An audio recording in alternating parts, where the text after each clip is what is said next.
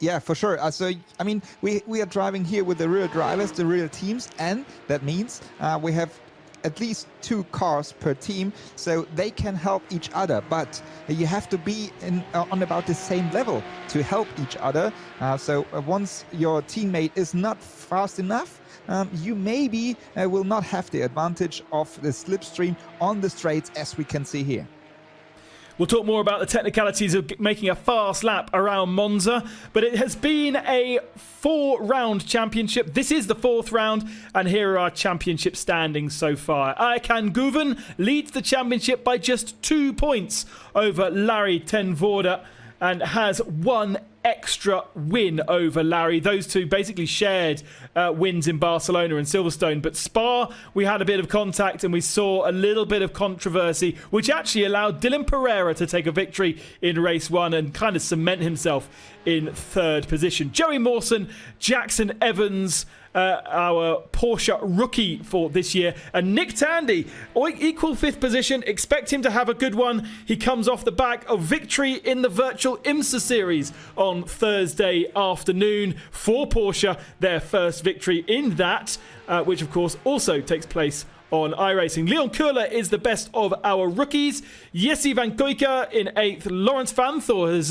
been improving more and more as we've had this series, and Max van Spritteren really should be further up. He's been unlucky with traffic, he's been unlucky with contacts, and it therefore means a bit further down at the back of the field we've got our Team Australia drivers, Mark Sinney and Stephen Grove. We didn't see Philippe Sager last time out. That was because he picked up too many penalty points, couldn't qualify, therefore decided not to race. Clement Mathieu and Raw Linland round out our 5 Pro-Am drivers. And there is the rookies. Leon Köhler, I think, has had 1 or 2. Let me just check on my points.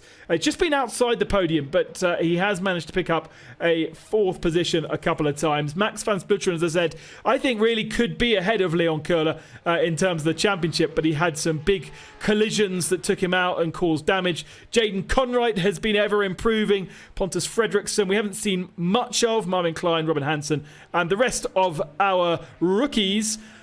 In the real world, rookies they are, not necessarily rookies in iRacing.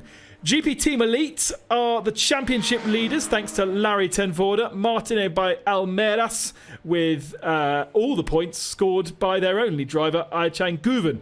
BRWT Lechner Racing, they should have Michael Ammermuller, the champion from the real world, but he's struggled to get into this virtual world, so we haven't actually seen him participate. He sits, so his team sit in 3rd spot, thanks mostly to Dylan Pereira's efforts.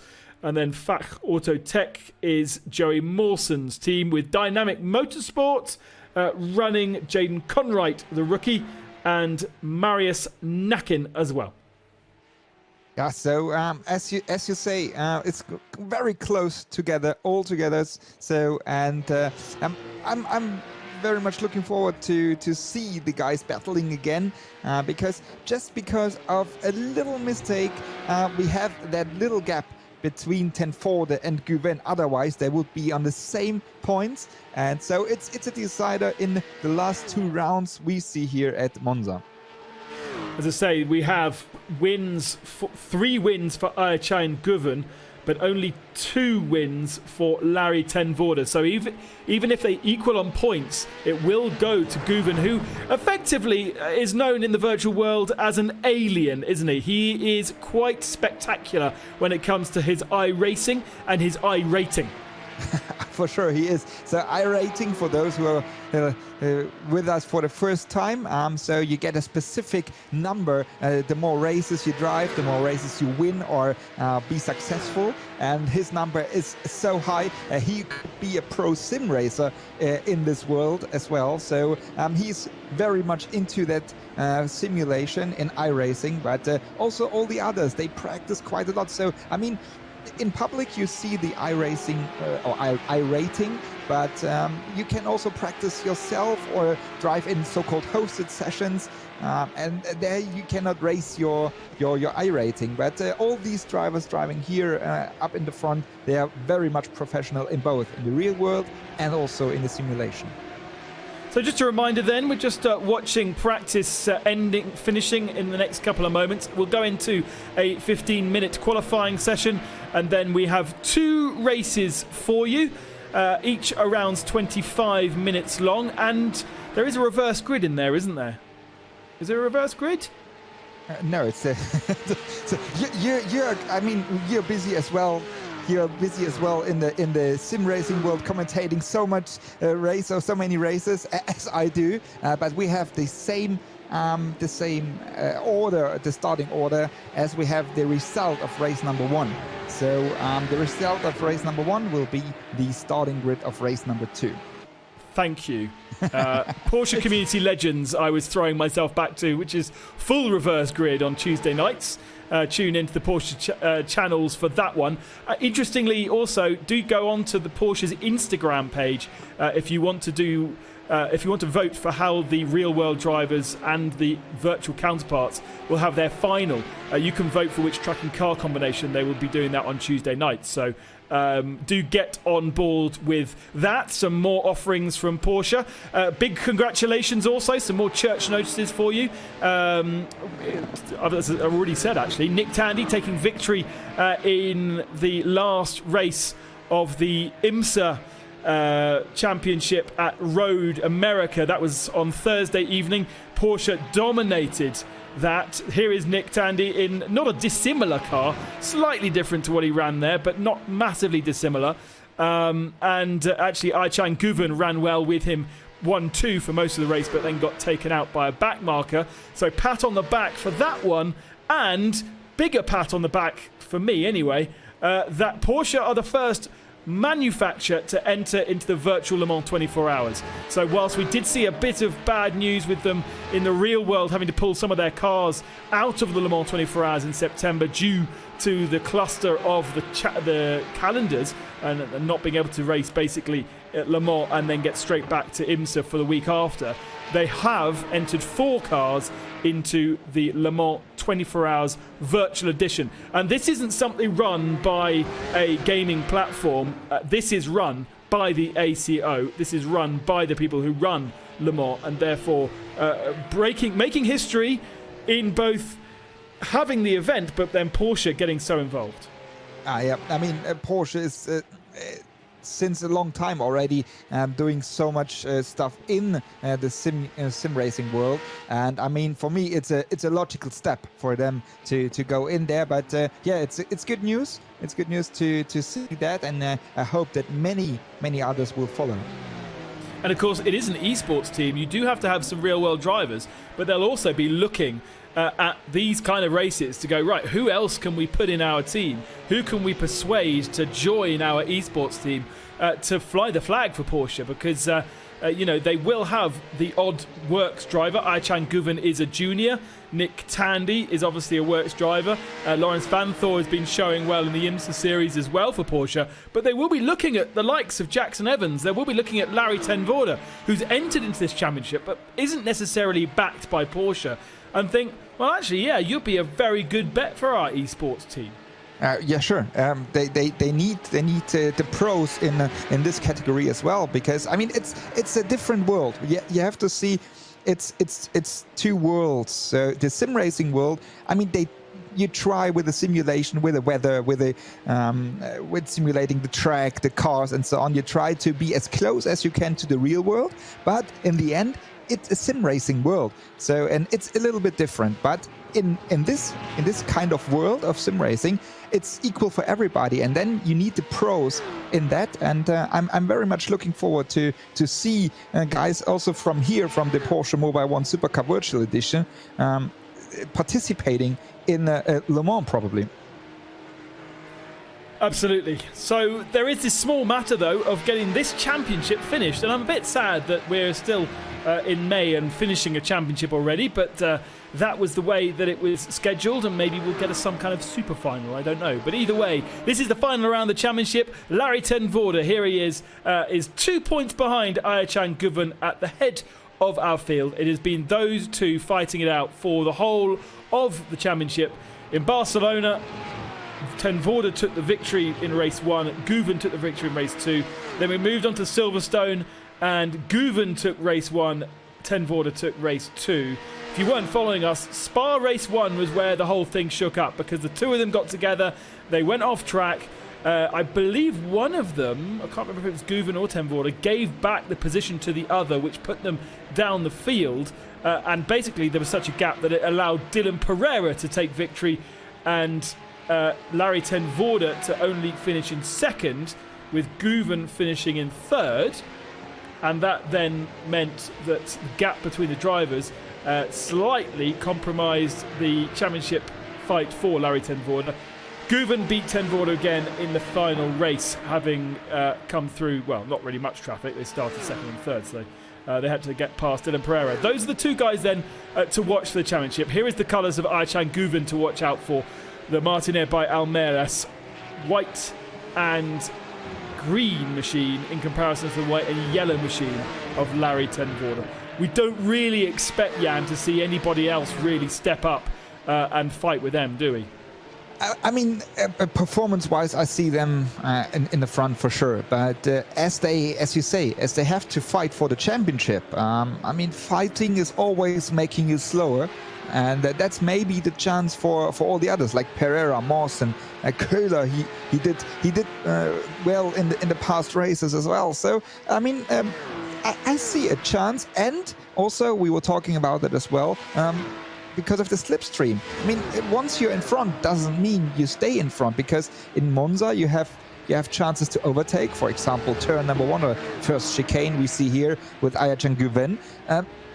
There are possibilities to change places, and so sure, performance-wise they will be in front, but I think we will see nice fights as well. Another thing that's quite interesting is watching in practice how much they're taking the curbs here. Curbs and track limits are something that iRacing as a platform police. And if you do run just a little bit off track, and I've been running Monza quite a lot recently for an upcoming endurance race I'm participating in, and you get pinged for track limits all the time. But I wonder whether in this they've done something with those track limits, the automatic ones, to get rid of them. Yes, sure. They, I mean, you can adjust the incident points, and that's what Porsche have done. And what is most important is different to the real world is the measurement is the center of the car, and so therefore it's a little bit different. Sometimes you see cars running a little more wide, and but we will talk about that. I think because we will see quite a lot of this. David Fuminelli is our guest driver for this week. Porsche Carrera Cup Italy competitor, and also has been representing over in a different champion, the ASO2 as well. Welcome along to Monza then. We are about to go qualifying for the final round of this virtual edition of the Porsche Mobil 1 Super Cup, beautifully rendered here in iRacing. The identical cup cars of, what have we got grid-wise? 29 drivers, and there is a look at the grid and weather conditions. Lots of sun, which will be providing lots of grip for the cars. No, don't worry about the rain, and moisture in the air will make these cars run absolutely perfectly. Interestingly, they are running a different setup to the way that the cars were set up at the other rounds. Barcelona's setup was only slightly adjusted to Silverstone's. Silverstone's setup was then exactly the same as Spa's, but because of the character of this track, the setup for these cars is fixed for all drivers, but different to what they've experienced before, Jan Seifert. Yes, so in Monza we have a high-speed track, and so therefore Porsche adjusted the setup, which is as you say, equal for everybody, and yeah, so that's the difference between these settings. Otherwise, in car, the drivers can adjust brake balance, for example. So that's the only thing you can do. So as it is in the real world, but in the real world for sure you can adjust in the pits or between the sessions. You can adjust anything else on the car, but here, to make it equal and to make it more efficient for everybody, they decided to keep the setting equal for everybody. Let's get into qualifying then, and track limits, always a bit of a tricky one around Monza. Lots of curbs to ride. We've got about 15 minutes of a qualifying session, but they can lose their laps, Jan Seifert, if they exceed track limits. And so it'll be key to get a clean lap in. Perhaps not necessarily the fastest one, but just something a banker to get onto the leaderboard. I mean, track limits is in the real world a big topic, but in sim racing I would say it's even more, because the measurement it's made by a computer and the algorithm, so you cannot cheat anyhow. And so the center of the car will be the measurement for track limits and so-called off tracks, which is a track limit called in iRacing, and so. There are some places where you really can use the curbs quite much, but in other places you really have to be careful, and we will see that. For example, here you can use the curb on the left-hand side, but once you go over the curb too much, you get the so-called off-track, and in qualifying, as you say, your lap time will be cancelled, and that's the problem. The system itself will cancel your lap time, and so you have to go for another try in the remaining time.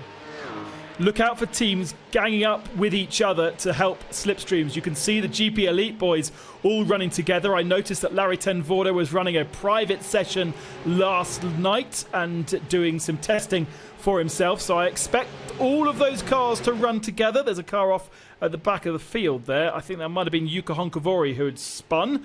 The first car out there, look, they're all backing up. This is a classic Monza thing. We saw this with the Formula 1 cars a couple of years ago.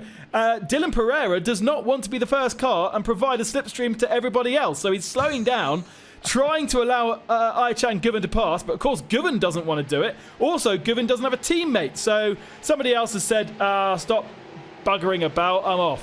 Who is that? Who's the first car? Pile. It was Pile. Yeah. Well, that's a classic Pile thing to do, isn't it? Come on, Zutalo, allez.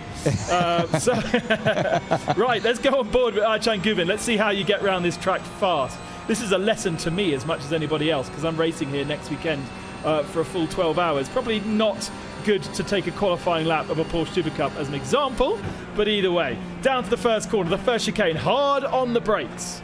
Oh, you should be doing this. You should be doing this, Jan, not me. Hard on the brakes, second gear if you want to have a smooth exit, or first gear, even though when you have like that, and then you have to be careful with wheel spin. Then you go flat out to the right kink here into second chicane. You try to keep the car on the right-hand side, as you see Guven is doing. Then brake right before the bridge, down into second gear again, using the curbs on the left and right-hand side. And you see the cars jumping there quite a lot. Use the curb on the left hand as well. Then into these two right turns here, so-called Lesmo 1. That's this one, and Lesmo 2, which is the more important here, because you need to carry all the speed out of the corner here onto the long straight. And now Pereira slows down to not give any slipstream down the straight here into one of my favorite chicanes, so-called the Variante Ascari. So you go in left here, so you can really push in there. Now you have to position the car to have a good exit for another long straight, typical for Monza. Before we go into the last turn, the so-called Parabolica, a very long right turn which opens in the end, so that you can use track width quite a lot. You go in here, and now you go already on power and use whole track width to the outside. You have to be careful with track limits. Only 2 wheels off track there are allowed, and then we are back at the start and finish.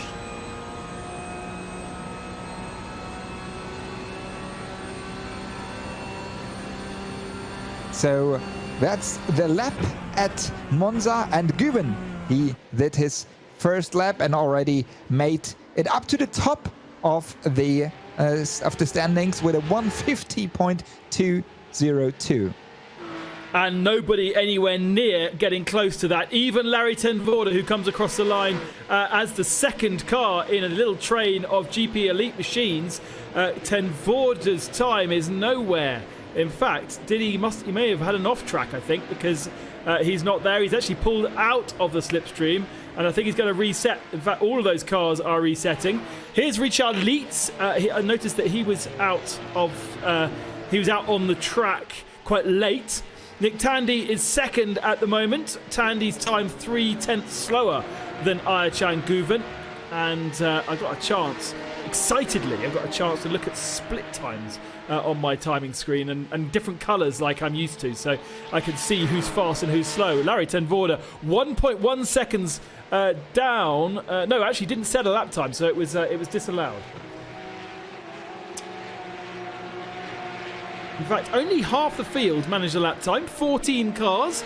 The rest of them may well have run off track, and that would have meant they did not get a time. All the GP Elite cars as part of that, so they're going to have to go again. Nick Tandy second in the queue of cars with Ayhancan Guven leading, and it shows, doesn't it? You make all this effort to try and get a slipstream, and then actually without one you still go faster. So I don't think Guven's going to finish this lap. Is it going to be a better lap time?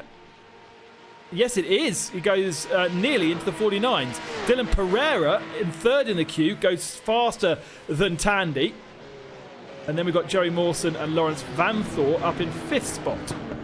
Yeah, so we saw these off tracks quite a lot in Spa, which is also difficult in off tracks, and with a lot of cars having no time in the end of the qualifying.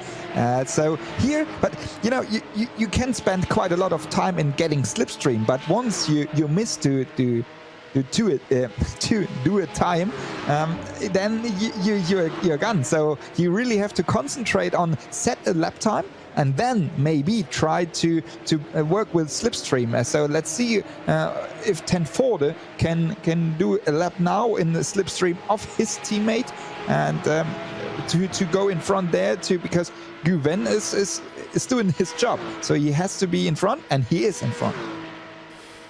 Jesse Van Kuijke is the first of the Team Elite cars, the second Larry ten Voorde, and you saw that Larry just backed off through the Parabolica to give himself a little bit of space, but look how much better he is, even under braking into the first turn. Oh, third car of that team spears off at the first chicane, so makes a mistake. That would have been Matt Splitteren here on board with Larry ten Voorde. No time on the board as yet, as we said, with track limits being an issue. Let's see if he can keep the car on track here. He's going to be held up by Jesse Van Kuijke before he's really going to have the chance to take advantage of the slipstream.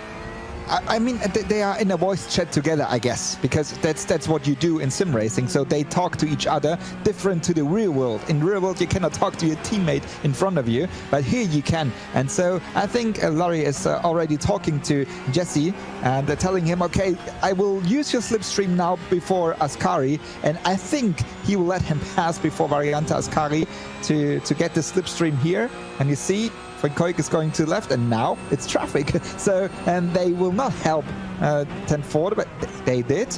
And now we have, I think, Simona De Silvestro, one of our female drivers, in front, and she's giving ten Voorde now another slipstream, but that doesn't help. If you take too much of that curve on the left-hand side, it can throw you miles in the air, as I have found already. So once again, halfway through the session, they're trying almost to be too clever here. This is what it looked like from the outside of the car. Just got a little slide on through there. Didn't take much air, but enough to lift those front wheels off the ground, and then no steering at all. You can yeah, that's what happened there. You can use the track width quite a lot in this chicane, but if you use it too much, it's also an off track. And now they have to start again, and we only have under 6 minutes left. So you know, they don't have a time, or ten Voorde has no time at the moment, so he's nowhere. And Jesse Van Kuijke is one of the slowest out on track. So by pulling over and letting him through, he's compromised his own lap so much that he sits down in 24th position. So this is where all of a sudden we're going, I think Team Orders is actually compromising you guys too much. Yeah, sure. They are I think struggling now with their strategy. And now Guven is quite clever. Look at him. He slowed down these two guys before in front of a second chicane. Now, he's not on a lap. He's just come out the pits, and he does quickly get out the way of Larry Tenvoorde. There he is. So Tenvoorde now doesn't have any slipstream, so he's going to have to do it himself. I think the other back markers ahead will soon be getting out the way. That is, if memory serves, Christian Engelhardt, I think, in the ZF car. And there, now Guven has picked up the pace, and now he's sitting in the slipstream of Larry Tenvoorde. By the time he'll be able to take advantage only of the start-finishing straight, because you can guarantee if this lap works out, Larry Tenvoorde is going to pull out of this one. But to me, that front end looks a little damaged, doesn't it, Jan? Yes, it is slightly damaged. In the real world, you have the coolers right there, which is quite difficult once you damage them. But here, you also lose a little bit of track, or you have little problems once you damage your car slightly. And now let's see, Tenvoorde is using all the track there and slowing down immediately, as you say. But whoa, under 150, he jumped to position 1. Larry Tenvoorde on the provisional pole with 4 minutes remaining. He's now going to go and find his teammate and give Jesse Van Kuijken a help, because actually it won't be enough. If these two share the wins like they did at the first 2 rounds of our championship, Arjan Guven will win by 2 points. So it is not enough. GP Elite team need to basically get in the mix. So Larry Tenvoorde needs to go and find Jesse Van Kuijken, who is down and last at the moment in the timings. Give that massive slipstream to him. Say thanks very much for the help. You need to now get up into the mix of things so that we can take points away from Guven, which will then give Larry Tenvoorde more of a chance. The only other way is Tenvoorde wins both of these races here today, and that is the only other way he is going to take victory. But Guven has been on this the whole time. Racing in IMSA on Thursday night, he is pretty much consistently on the iRacing platform, getting himself practice. And I was speaking to Earl Bamber on our Community Legends thing, another Porsche Works driver. He's been putting in 6 to 7 hours a day to get himself up to speed, and he was still only something like 21st position on the IMSA race. His first race, but really not enough. Arjan Guven, fastest in the 2nd sector and in the 4th sector of the lap, but gave away, last time through, gave away a 10th in the last sector of the lap. This could well be Guven taking provisional pole again. Here he comes to the line. Is he going to be under the 50s? He is under the 50s. And just waiting for the graphics to update. He goes up into 2nd position and by 0.1 of a second. So really, really healthy. 2 minutes remaining. He could go again. He's not going to have the slipstream. And what is Larry Tenvoorde doing? There are no purple sectors on my timing screen to show that Larry Tenvoorde is doing a good job. Jesse Van Kuijken is 5 seconds off the pace at the very tail of the field. And Jesse's been up there, you know. He should be in the mix of things. Yeah, correct. I mean, he's struggling. You see, he's trying by himself mainly. And you need the slipstream. We saw that. So now it's hard for him to get another lap and find a teammate. Let's see when he finished this lap. So now I think it's Tandy who made it into the slipstream of Van Kuijken to maybe put another lap into the asphalt of Monza. But now Van Kuijken couldn't. No, it didn't count. So maybe he had the off track, and he has to push. He really has to push for this lap. Otherwise, he will start in the back of the field. Yeah, he is at the tail of the field. There were no green sectors through that last lap. Here's Larry Tenvoorde. Is he going faster? Doesn't look like it to me. It doesn't look like a very good lap from him. So I'm not sure we're going to see an improvement. I noticed that Nick Tandy, I think, was trying to get Simona de Silvestro's slipstream, but she ran deep. It wasn't her, because that's her there. So it was somebody else. But they ran deep into the last turn. Maybe it was Lawrence Fanthor. But either way, he had to settle for Jesse Van Kuijken's slipstream instead. Larry Tenvoorde, see, you can going super wide through the parabolica. This isn't the end of a lap. Arjan Guven is in the pit lane, so he has decided he can't do anything extra. And Larry Tenvoorde will get an extra lap here. So this is his last chance. He's got no friends to play with. He's going to have to do it all alone. No slipstream. What can he do? I think once you do a good lap, it's not enough without slipstream. He went back to the pits because I think it makes no sense for him. So I think it's. So qualifying is finished. He didn't get a chance to finish that lap, and therefore this is the grid. Ayçen Guven and Larry ten Voorde on the front row of the field. Dylan Pereira shares row 2 with Nick Tandy. Then it's Leon Köhler, our best rookie, and Jackson Evans on row 3. Joey Mawson and Lawrence Van Thor, row 4, just under a second off the pace. Max van Splutteren, P9 for GP Team Elite and the Rookies Championship, alongside fellow rookie Jaden Conright. Christian Engelhardt up at 11th, with Jukka Honkavori in 12th spot. Then it's Sven Muller, Jordan Love, Richard Leitz 15th, and David Fumanelli, Carrera Cup Italy guest for the day. Patrick Pile in 7th, Simona Di Silvestro 8th, Jaap van Lagen improving in 9th, then Jean-Baptiste Simenauer in 20th position. I said 9th, I meant 19th. Julien Andelea 21st, Fabien Volven 22nd, Roar Lindland 23rd, Clement Mathieu in 24th position. Mark Sinney, Matthew Lorena, Pontus Fredriksson and Jesse Van Koyka. Not last, Marius Nakin last, no time for him. But that is a disaster for Jesse, a total disaster. We'll have to watch how he gets through the field in the coming 25-minute race. Cars are lined up.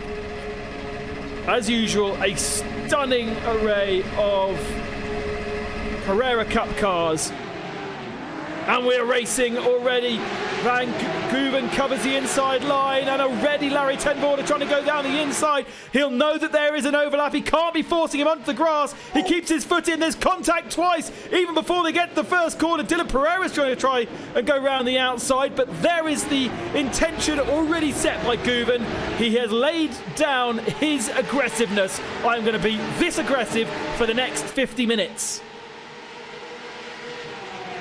Towards the second turn, and already having to defend. Guven goes to the inside, that puts ten Voorde to the outside. Ten Voorde knows he needs to win both of these races realistically to have a chance, unless there's collisions between the two.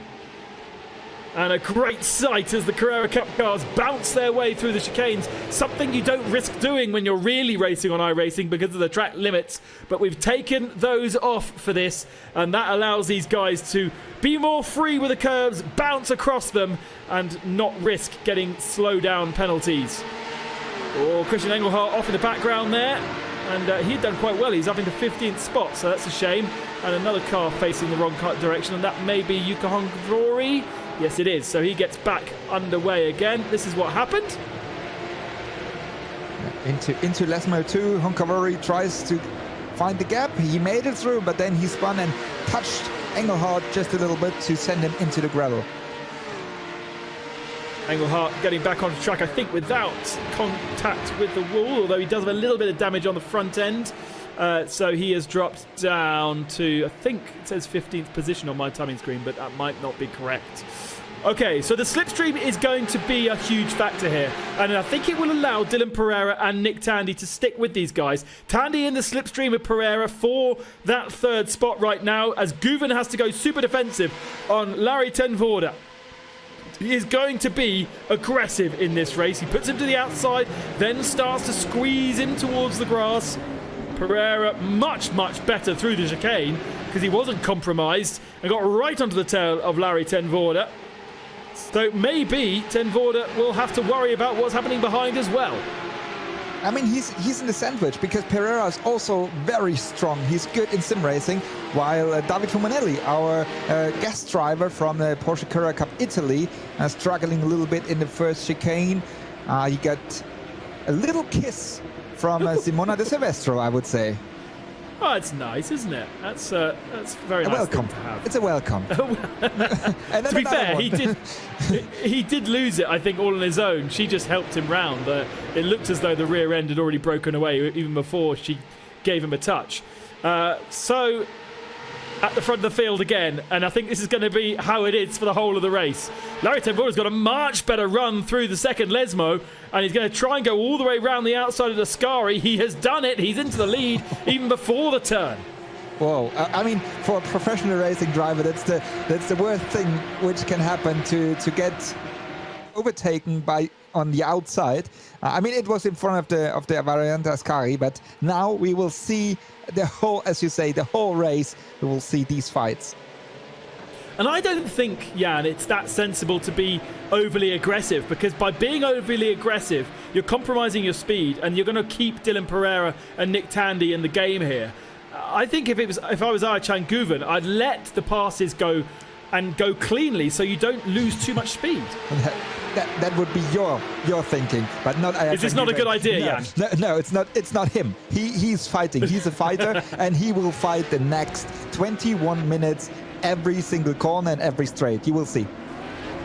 So Jesse van Koike, Pontus Fredriksson and Mark Sinney all are in pit lane, sadly. Mathieu Lorena at the tail of the field. Sven Muller also quite far back. But just look how compressed this field is. This is not like what we saw in the other races where the front two have got away. Dylan Pereira has got way, way better in this car on this platform over the last couple of weeks. Nick Tandy is back up into a really good rhythm of things as well. And even Leon Curlo and Joey Mawson are still part of this fight. They're still part of the fun.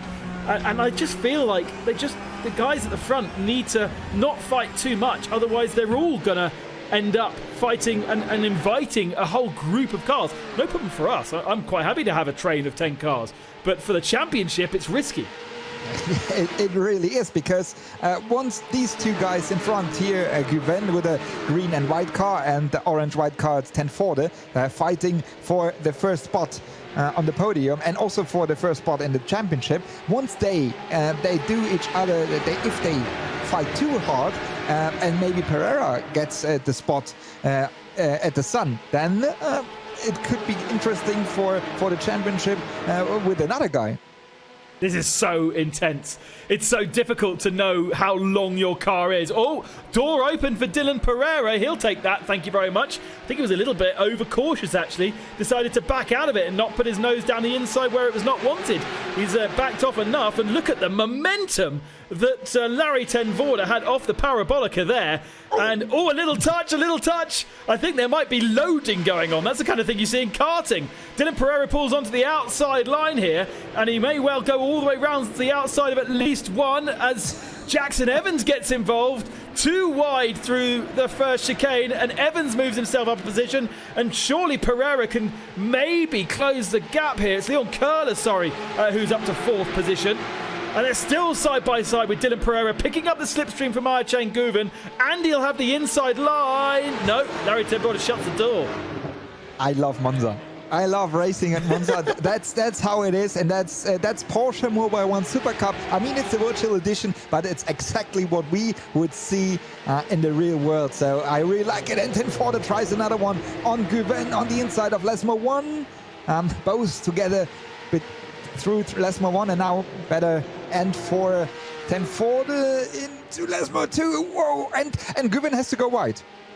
Guven off track has to, slows up because of the gravel that's on the outside, and now Guven 1, 2, 3 places down, and it could be 4 places down now. Larry ten Voorde leads. Dylan Pereira looks to go to the outside. I can't believe how many Carrera Cup cars are on the same piece of tarmac here. A bit of contact further back. Tandy gets bullied off. Oh, takes the curb and some contact, and he's taken Van Spluteren with him, and he's not in a very comfortable place to park either way. Nick, get out the way. He gets going again. Let's have a look, Jan. What happened? I think going 3 wide into Ascari, then Fantor and Tandy, the both works drivers, factory drivers, crashed. And then, as we saw from ten Voorde, Tandy took the inside curb too much. He jumped to the outside, and then, unfortunately, he crashed into Van Spluteren. But it was not avoidable for Tandy anyway. Well, it's taken a couple of cars out of that group at least, but there's still a healthy group with Lawrence Vanthoor and Jackson Evans at the tail of it. And key, though, is that Ayhancan Guven is 4th now, and Larry ten Voorde is leading the queue. And there is no way that Leon Köhler is going to allow Guven to get past easily. So Guven has got some serious work to do here. And was that all because they decided to go too wide through Lesmo? It's not a place you should really be running too wide. No, I mean, it's always not a good idea to run side by side through a corner, because then you lose all the momentum out of the corner. But I mean, that's the racing. That's what we want to see, and that's what we will see for the next 16 minutes as well. I'm not sure I can cope if both races are going to be this intense. If I go quiet, it's because I've probably fainted through excitement. It really is going to be quite an incredible fight. Either that, or I've forgotten to turn my microphone back on after having a drink, which was what happened earlier. Sorry. Here we go then, on board with Ayçen Guven in the slipstream of Leon Köhler. Köhler's I rating is only just above 2,000. Ayçen Guven, 8,000. And you really, if you're getting 30 or 40 improvement points per race, it proves just how much experience Guven has over somebody like Köhler. Yeah, correct. I mean, you can go in private sessions, then you will not raise your I rating. But even though, I mean, it's amazing what Guven is doing with his I rating. But what we see here is Leon Köhler. That's kind of technical issues you can have in sim racing. He's so-called blinking, and that's because of a bad internet connection from him. And so if that's too hard, that's too much, then iRacing is kicking you out of the session while Guven has made his spot onto the podium now. Yeah, and the reason why the iRacing will kick you out of the race is because it's dangerous to have cars around you with you appearing and disappearing.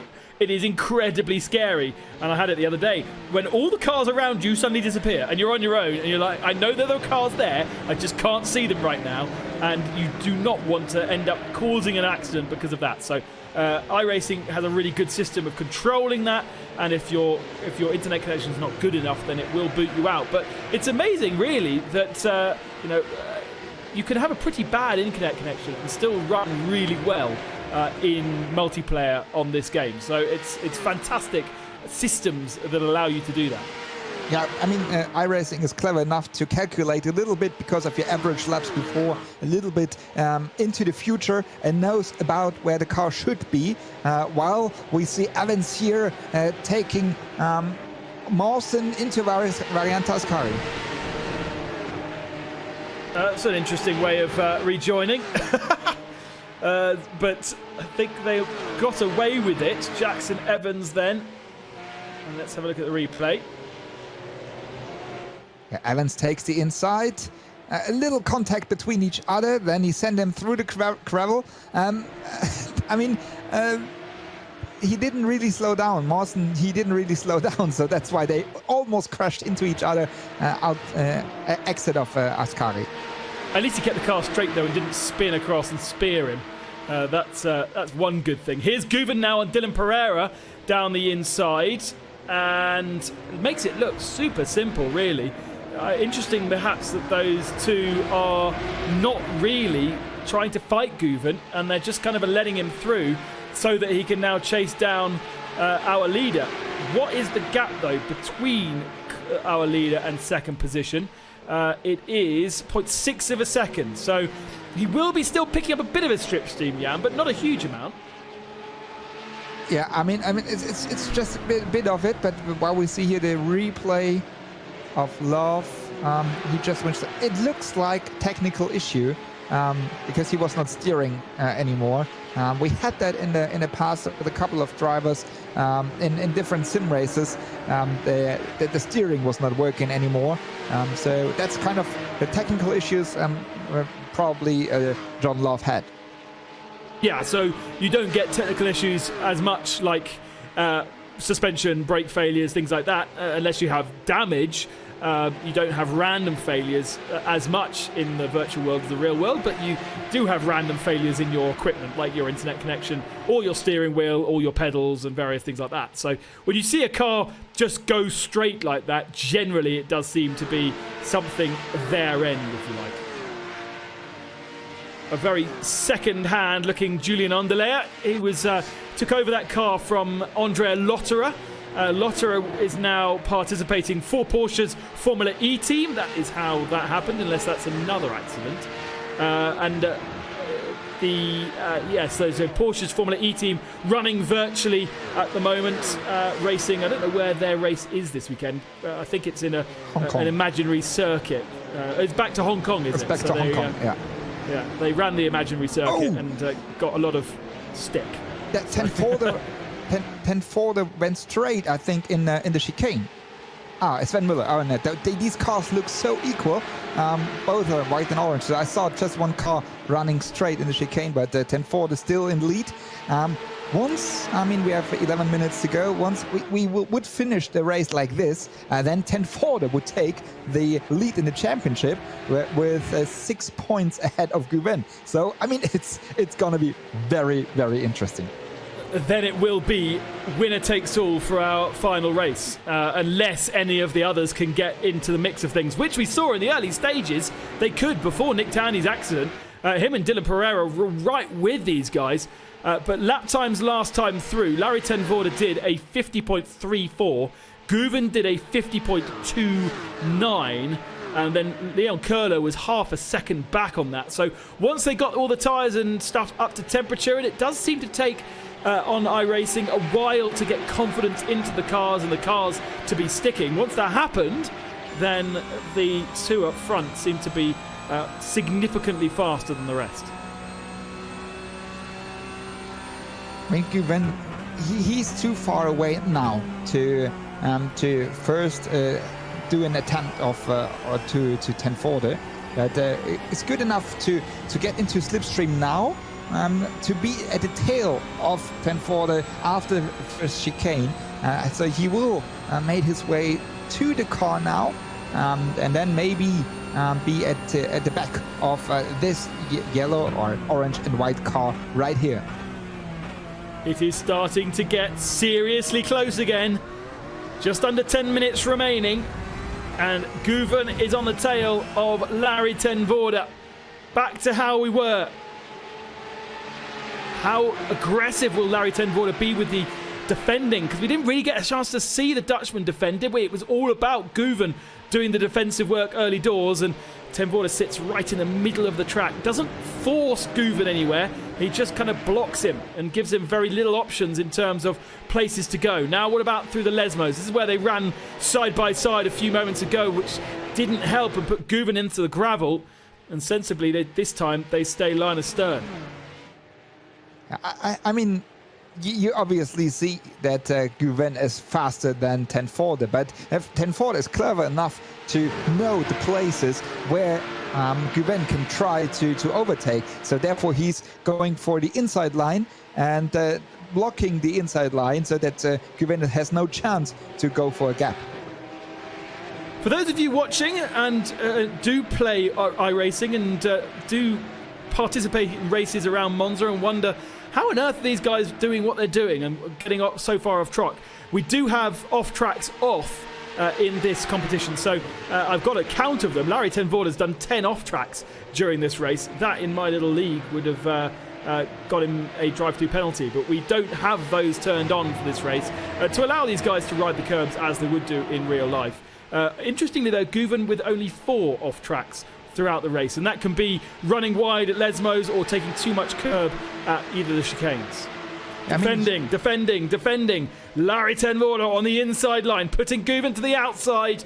And again, they're going to go side by side into the first chicane. Guven sensibly backs out of it. He's clever. Guven he's aggressive in driving, but you need to be aggressive in driving once you're in a Porsche Mobile 1 Supercup, because it's all equal and it's all up to driving, and so he's good. He's good in there, but I think he's also clever enough to stay calm and wait for his real chance to pass Larry ten Voorde. We have 7.5 minutes remaining, a couple of laps around Monza. The lap is just under 2 minutes long. So what's that? I reckon we've got 3 or 4 laps left. on board with Ten Vorder. I kind of get the feeling it's going to be whoever is leading through Ascari will take victory here. Will lose out when it comes to the last lap. Because if you get a decent run through the Ascari chicane where we are now and get onto the tail, you can slipstream all the way down to Parabolica, and then it will be a drag to the line. We've seen it so many times in the real world in Monza, and it only seems to get closer in the virtual world. Every virtual race that I see is far better than real life racing, and I'm quite content sitting at home commentating on these virtual races because they're so exciting. It's so exciting to watch. I just missed out on the pizza going to Monza this week. Yeah, but that's exactly what it is. I mean, it's racing what you want to see and what we sometimes miss a little bit in the real world. But I can trust you, as I know from my past years. I've done in the Super Cup another try from Guven on the outside, but a little oversteering, oversteering into the first chicane, so he loses a little bit of the gap is bigger now. As I can tell you from my experience from the years I've done the Porsche Mobile 1 Super Cup, it's both. It's in the sim racing, really nice and close fights, and also in the real world. Oh yeah, absolutely, definitely not taking it away. And I guess one of the things that we're all missing right now is, and something that's also quite fun when it comes to these sessions, that camaraderie of being in the paddock and chatting to people and chatting to your fellow competitors. With this platform, going into a session and being with other drivers, you have the ability, if you want, to chat to all of the competitors if chat is open. And there is this kind of camaraderie between everybody to help each other out and to have good racing as well. Yes, so I think sim racing is kind of making the huge motorsport world bring them even more together, and but still the racing is still hard enough. So your friends beside the track, but here, as you see here, another Mawson going. I think it was Fantor. He passed. So racing on the track is still the same, but the friendship beside the track, I think, it's a little more in sim racing. Yeah, it is. It's quite interesting, really, that is the case. Even though everybody is separated geographically, there does seem to be a closeness that the virtual world brings out in the way that the real world, even if you are in the same place, you don't necessarily communicate as much. It looks pretty equal, doesn't it, between our four drivers at the front of the field right now? Equidistant. Last time through, Larry Ten Vorder's lap was not a good one. It was a 51.0. Aytan Guven did a 51.4, but Pereira and Köhler were in the 50s. They were in the 50s with penalty points, but that doesn't matter. And the 50.7, in fact, they both did exactly the same lap time. So interesting that they were the faster. Oh, got very late, very close on the brakes there. Oh yeah, I think it was not on purpose. I think he was too late on the brakes, but he made it. So there you can see another proof for his professionalism in sim racing as well, because it's not so easy. As you know, you're driving in sim races. I do as well, and so it's not so easy to really get the feeling for that. Even though when you do mistakes like this. Yeah, absolutely. If you haven't experienced being in a sim race before, one of the difficulties for all these drivers is distance perception and knowing how far away you are. As Larry Ten Vorder goes very, very, very off track, somehow keeps it going in the right direction and keeps a little bit of momentum going there, but he was way, way wayward. Oh yeah, he did almost the same he did in qualifying, but now it's again Guven at the tail of Ten Vorder. Both did a mistake, and now it's equal again.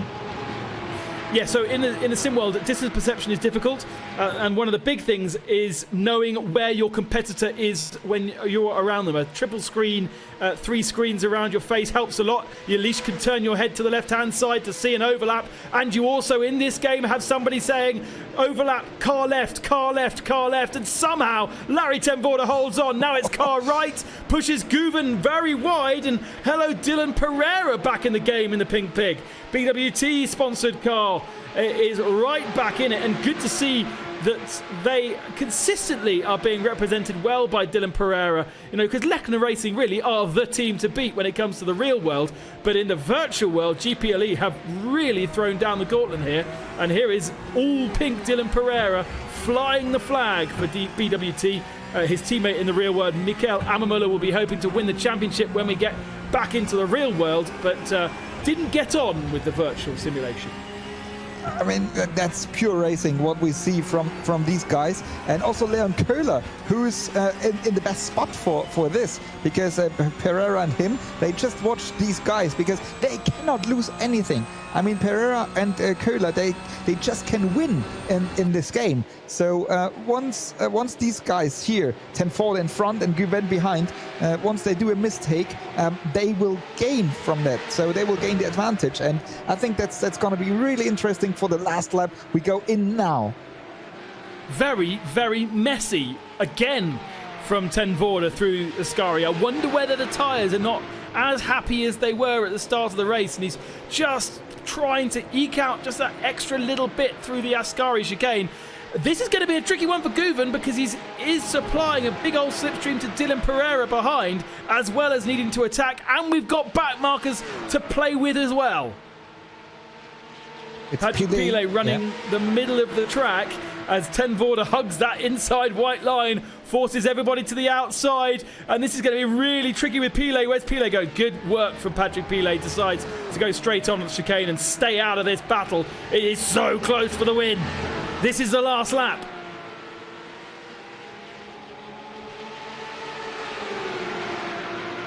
Through the Curva Grande. That used to be turn 1 at Monza before the chicanes were put in, and they go side by side into the second of our chicanes. On the inside line is Ten Voorde. Guven runs over the curb. It's going to be a mistake. Guven's going to lose 2 positions. That's crucial. He could have just stayed there, but by losing 2 positions, that could compromise his championship hopes completely. Here it is again. Ten Voorde blocks the inside line. That's what he can do. He stays on the racing line, but then Guven is a little bit too fast into the left-hander, and then he has to use the curbs, jumped over it, and then he loses all the momentum out of the chicane.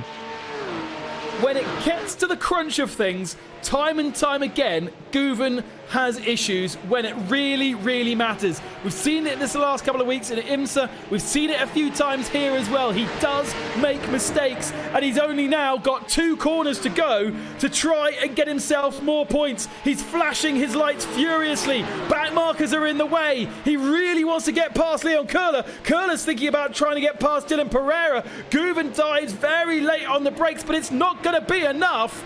And Guven is going to lose huge points in the championship here. Larry Ten Voorde did nothing wrong and everything right, and he takes victory at race 1 here in Monza. What a victory it is, with Dylan Pereira second, Leon Köhler first time onto the podium, and Ayhancan Guven is going to be furious with that. He only finishes 4th spot. Wow, wow, wow. Simona Silvestro and Richard Lietz coming into the final corner together, 2 of our Porsche legends. Simona is going to maybe pick up a position here by a very unorthodox inside line around Parabolica.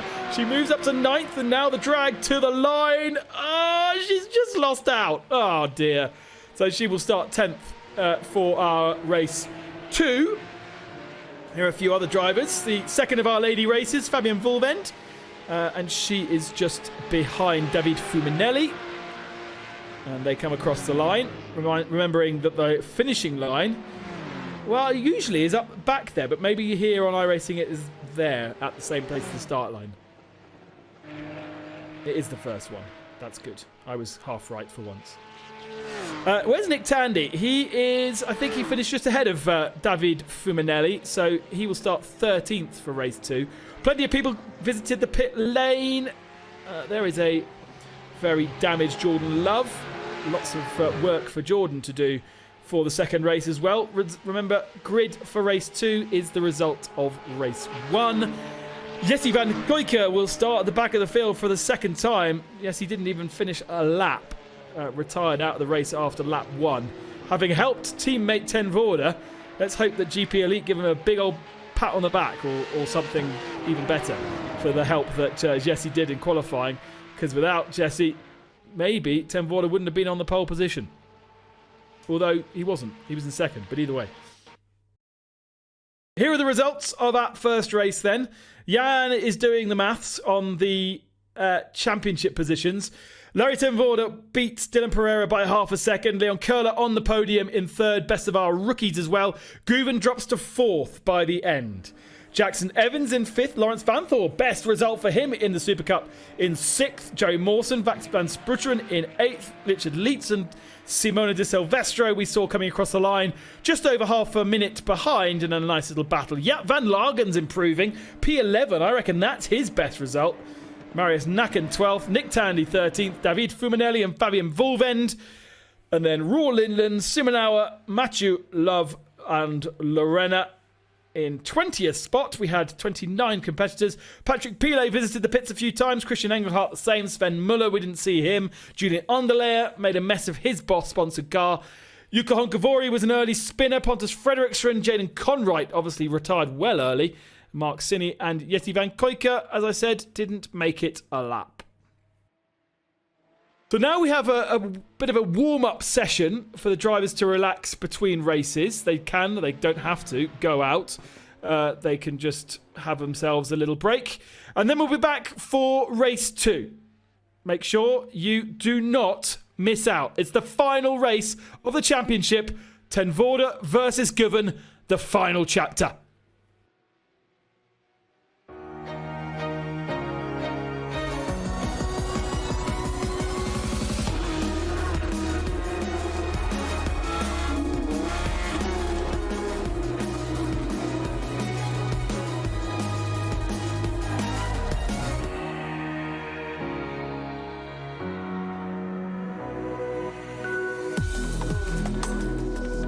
Porsche Mobile 1 Super Cup is the pinnacle for over 20 Porsche One Make Series. For 25 years, it's been the canvas and the cutting-edge category for all the drivers to test themselves wheel to wheel. Since the inaugural season in 1993, the series has been part of the FIA Formula One Championship, always been held directly ahead of the Grand Prix races at prestigious European and international locations. This allows the championship to share worldwide exposure and the wonder that Formula One brings. An average of 100,000 motorsport fans attend each thrilling event to watch drivers battle it out. The millions of TV spectators, as well as impressions in over 100 countries worldwide, make the series popular on a local and global scale.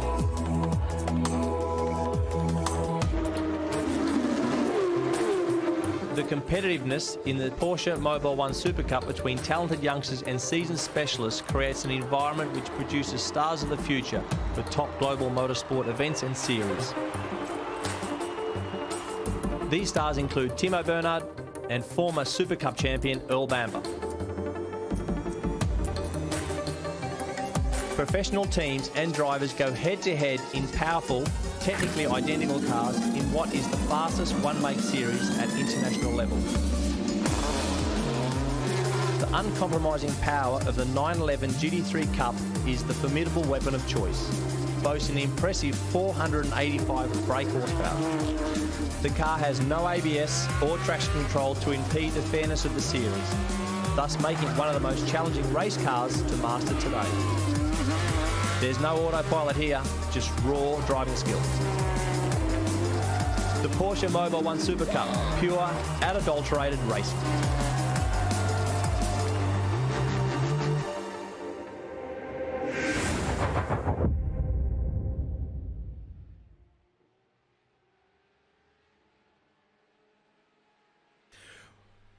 A little look then at the real world Super Cup from last year, the spectacular championship, which runs as a support race to the Formula One Grand Prix season. And basically, when they announce their calendar, Porsche are able to announce where they're going. They will then have those firm dates to run that absolutely spectacular support slot just before the Grand Prix. The last race that goes out before a Formula One race is the Porsche Super Cups.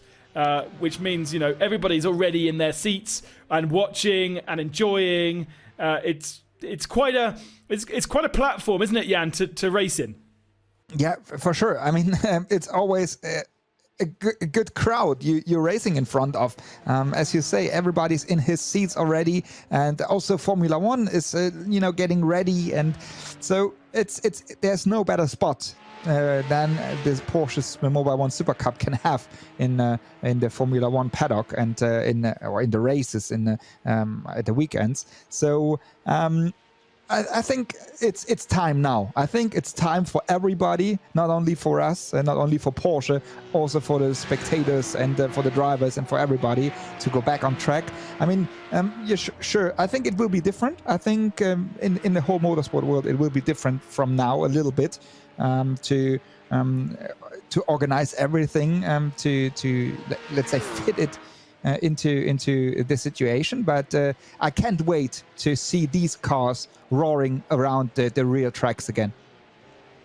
Yeah, I guess one of the main tricky things is to allow transport between countries. At the moment, countries are blocked, and therefore you cannot drive from country to country. And of course, all these teams are based around Europe. Some will be Italian, some will be British, some are Austrian, German.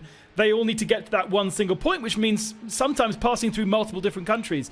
And that is the main kind of stumbling block for any motorsport right now. You can go testing in your own country, and for national series, I think it's probably a lot easier to get going. But international series, seemingly a lot harder. But, 2 months ago, we didn't even know what lockdown was. And now we're starting to think about easing lockdown in a lot of the world. So in 2 months' time, which is when Formula One are speculating to begin in July, we will be in a very different world again. So really excited to get the motorsport season. The only thing about it, Jan, is it's going to be as mental as this virtual season has been over the last couple of months, because everybody is going to be racing. They've only got a few months to do it. And so for you and I as in the media, I think we're going to be rushed off our feet.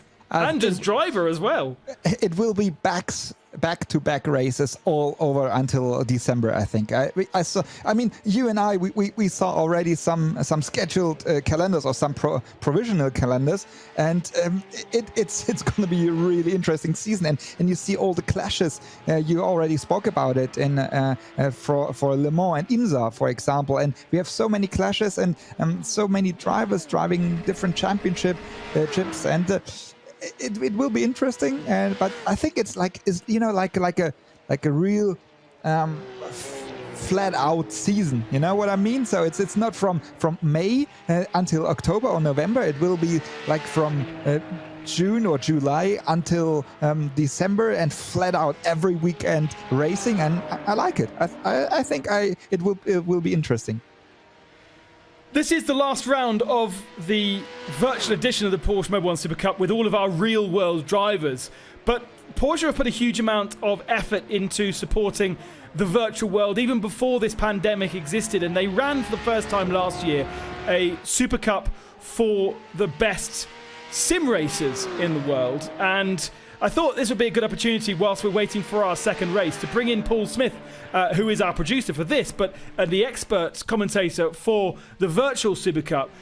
It's something that rewards probably the biggest prize pot in sim racing, Paul, at the moment. Was $100,000, $200,000 this year? Yes, $200,000 is what the current prize pot is. Of course, the winner of each of the feature races of the 10 weeks of the championship gets to win $1,000 for that. So you can earn the money throughout the season, not just at the end of the year when they're giving away the prizes. But I really enjoyed the first season of it. It was a brand new championship last year, so really there was a lot of learning going on for these drivers and for those pro sim racers to really push things to the limit.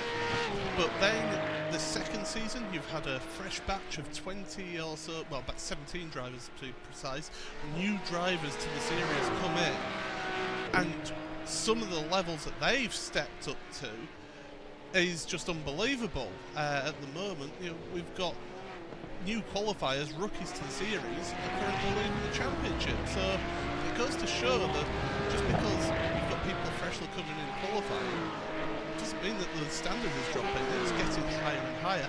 Plus, we've got certain Max Verstappen on the grid as well. I was going to say that such is the attraction of racing in what I sort of I call it the virtual iRacing World Championship, because in effect it kind of has taken over from a single-seater championship that iRacing used to run, which was called the World Championship, and it is really, on iRacing at the very least, and there are other platforms out there, the pinnacle. There is no other championship that really shows the drivers in a sprint race format as well as that particular championship. Yeah, the Porsche Tag Heuer Esports Super Cup by iRacing is just the pinnacle of road racing on iRacing, and it is a true world championship. You've got drivers from all over the world competing in that. It's not just European based. We've got people from the United States, we've got people from Brazil, people from Australia. It's a worldwide championship, and not only do the champion get to win a bunch of prize money and a trophy, they get to go to the end of season awards dinner for Porsche as well and be presented there, because Josh Rogers, who won last season, he attended the end of season prize giving with Porsche. In terms of prizes, Jan, you know, having that kind of prize pot, I know that the Super Cup does have a small prize pot, but the virtual world's prize pots are almost bigger than what we see in real world racing. Yeah, I mean, you see that in esports in general. So, and I mean, you have to see the effort to build up sim racing races is not that huge, logistical and budget-wise a problem, let's say.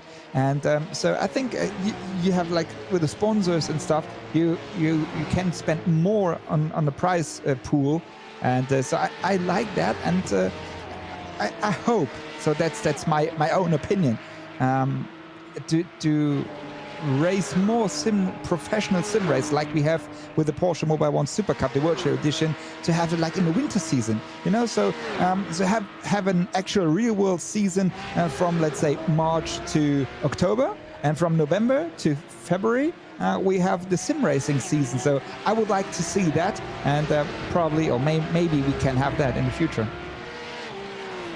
Absolutely. And Paul, how do people get to watch the championship? What's the calendar like across?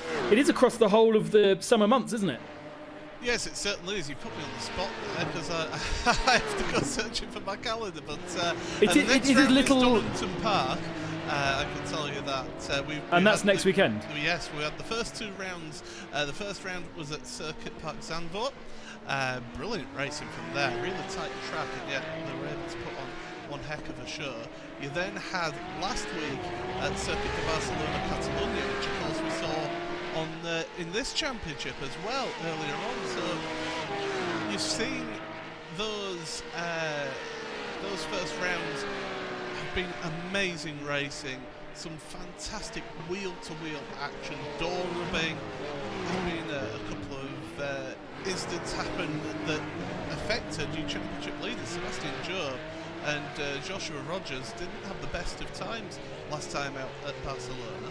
But Donington Park, it's a different track. It's a different feel to it, and you can watch it. It's right across social media, on Porsche's social media, on YouTube, Twitch, Facebook. Check them out, and you just want to check out those races. Next week it's Donington Park. I'm looking forward to it because it's one of my favourite tracks in the world. Yes, I'm biased because I'm British, but it is just a superb track. And following that, so that's next week. We head to Le Mans, Circuit de la Sarthe, on June the 13th, and then we take on the Green Hell at Nürburgring Nordschleife on July 4th, Independence Day out there in the United States. Then go to Silverstone, 18th of July, and then head back over across the pond to Road Atlanta on 1st of August. Brands Hatch on the Grand Prix circuit, that'll be some fantastic action. Always get great course action around there on August the 15th. Spa-Francorchamps at the end of August 29th. And then the final round, same as last season, around this very circuit at Monza. It's going to be absolutely sensational action. So the championship kind of mirrors some of the big real-world events that are happening. I think it sounds like the Spa event was supposed to take place the same time as Formula 1 at Spa, Monza the same time as Formula 1 at Monza, Le Mans the same weekend of Le Mans. Yep. It's kind of a bit of a dream calendar, really. Any track that's on iRacing, you don't have any constrictions of how much to pay for the license of the track in terms of, when you're actually running a real world event, you have to think about those kind of things. You can go and race at Le Mans whenever you want. You can go and do what you would not normally do in a Super Cup race, to have all of these cars running down the Mulsanne Straight during Le Mans weekend. Yeah, it's brilliant what this service provides. And don't forget, Le Mans is only available in the real world basically for a couple of weeks, because the rest of the time it's perfect public road. Whereas on iRacing, you can just jump into the sim and say, I fancy doing some laps around Le Mans, and away you go. Yeah, and if you're watching this and you fancy going, well, I can do better than what those guys are doing, then you can get yourself onto iRacing. You can download this car, you can download this track. This might even be one of the tracks which is available free, because you get about 20 tracks free when you subscribe to iRacing initially, and cars. And then you can actually do it. So, no holding back. I know there's a lot of sim racing to watch this afternoon and this evening, but at the moment, this is a great opportunity to get yourself involved in iRacing whilst you're not able to do anything else with your life. We're getting close to the start of the race, just 3 minutes left. Thank you very much, Paul Smith, who'll be joined by Martin Haven for the virtual edition of the virtual world of the Super Cup. As a virtual commentator, I'm commentating on the real world virtual edition, confusingly. But either way, I'm still happy to be here, and it's great to have Martin Haven in the virtual world. It is real Martin Haven, though. It's not a virtual version of him. That would be weird. And nobody wants to duplicate Martin Haven, I tell you. One is enough.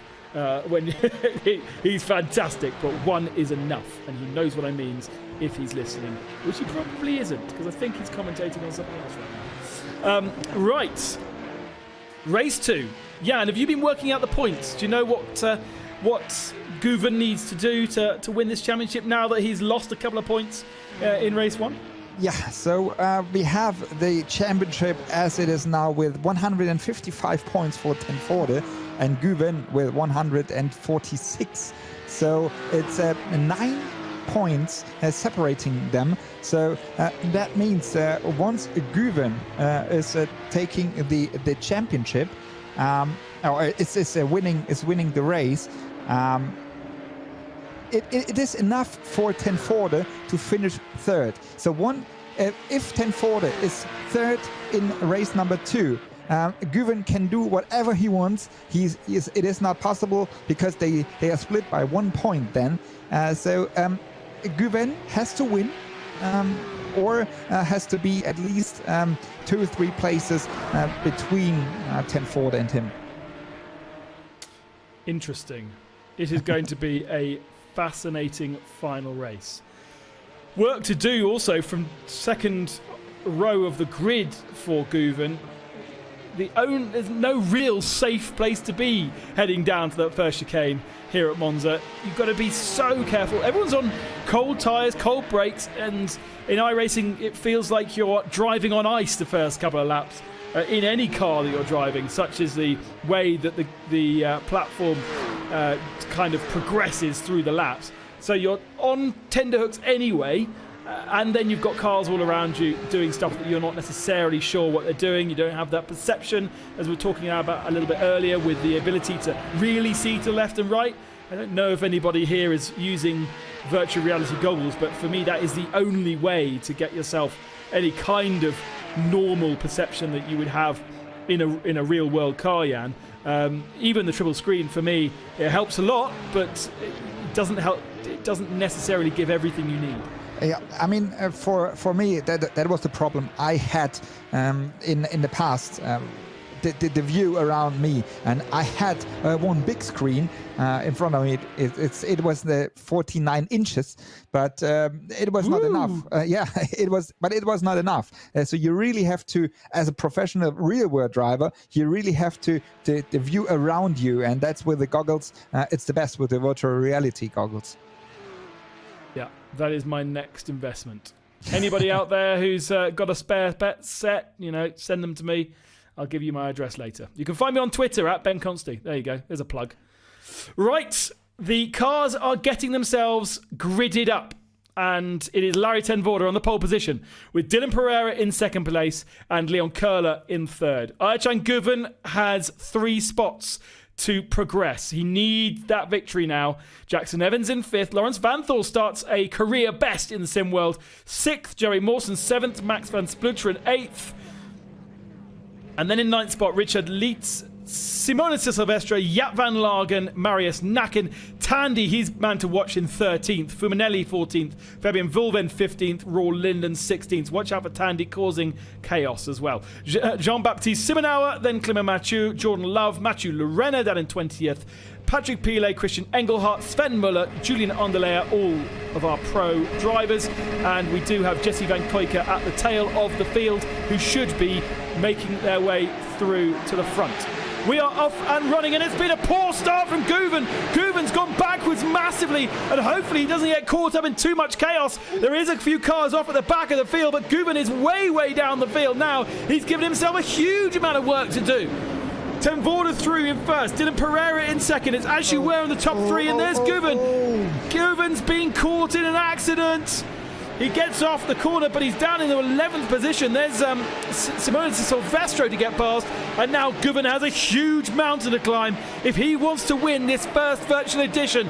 If you were a betting man, you would have put huge money on Guven winning this, and now he's put himself in a difficult spot to do just that. Collision further ahead. Tandy's been spun round. Guven managing to miss that one, and Tandy is now at the back of the field. I told you to watch out for him causing chaos in the middle of the pack. At the front of the field, Ten Voorde has made a gap. He needs to push now, take full advantage of those new tyres, get as big a gap as possible, and then lay down the gauntlet to Guven to chase down. But they were equal on footing in the first race. They didn't really, it was hundredths of a second here and there, and Guven is, where is the gaps? A long way down. We'll get the gaps at the end of the first lap. Yeah, he's Dylan Pereira in second.